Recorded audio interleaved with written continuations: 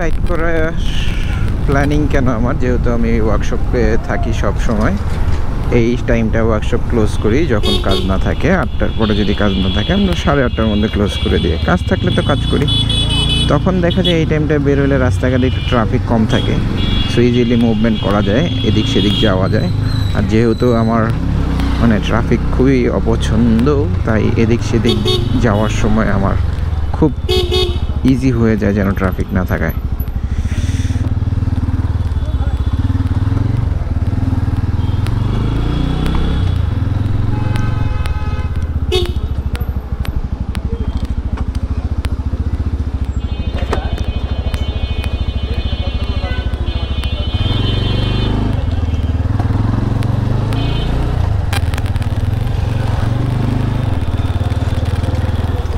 রাস্তার অর্ধেকের বেশি এসে পড়ছে অটো রিক্সা। এই যে আরেকজন চালাইতেছে খালি পায়া, না ডানে সিগন্যাল দিচ্ছে না বামে সিগন্যাল দিচ্ছে, যাচ্ছে উইরা উইরা। চলে আমরা গাড়ি হাওয়ার বেগে উইরা উইরা, ওইটা অটো রিক্সার জন্য একদম পারফেক্ট।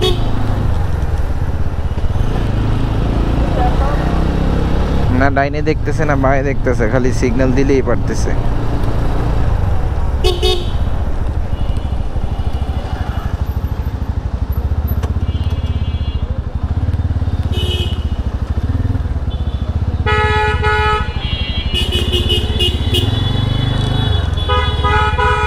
কিসে কিসে সমস্যা কি? সমস্যা কি? আপনি তাড়াহুড়া করতেছেন কেন? আপনি তাড়াহুড়া করতেছেন, দেখতেছেন একটা গাড়ি ঢুকাইছে, কোথায় আসতেন আপনি? আপনার জায়গা থুয়া ফাউল কোনকার, ওনার রাস্তা থুয়ে উনি কই আসছে, আবার বলতেছে তাড়াহুড়া কিসের?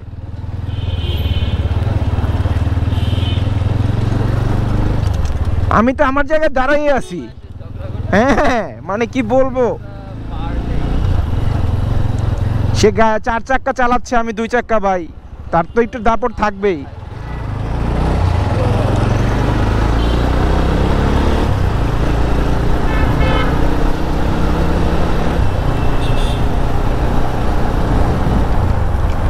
সে 800 কিন্তু অনেক ফোর্সে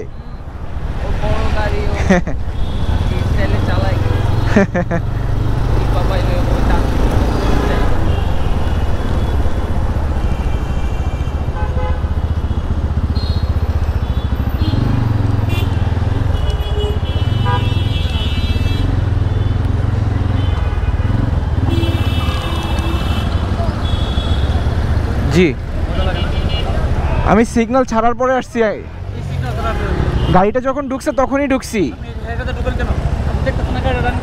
আচ্ছা সরি, ভুল হয়ে গেছে।